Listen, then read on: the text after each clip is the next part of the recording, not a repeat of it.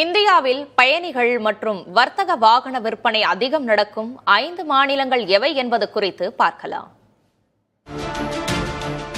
இந்திய வாகன விற்பனையாளர் சங்கமான சியாம் வெளியிட்ட புள்ளிவிவரப்படி பயணிகள் வாகன பிரிவில் 1,47,440 வாகன விற்பனையுடன் மகாராஷ்டிரா முதலிடத்தில் உள்ளது.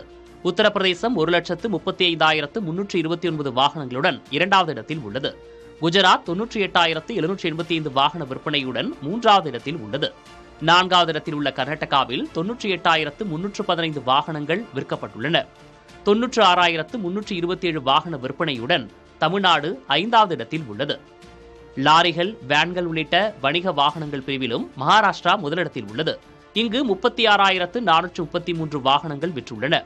24,743 வாகனங்கள் விற்பனையுடன் தமிழ்நாடு இரண்டாவது இடத்தில் உள்ளது. 21,830 வாகன விற்பனையுடன் கர்நாடகா மூன்றாவது இடத்தில் உள்ளது. இதற்கடுத்து குஜராத்தில் 21,778 வாகனங்கள் விற்றுள்ளது. 21,161 வாகனங்கள் விற்பனையுடன் உத்தரப்பிரதேசம் ஐந்தாவது இடத்தில் உள்ளது.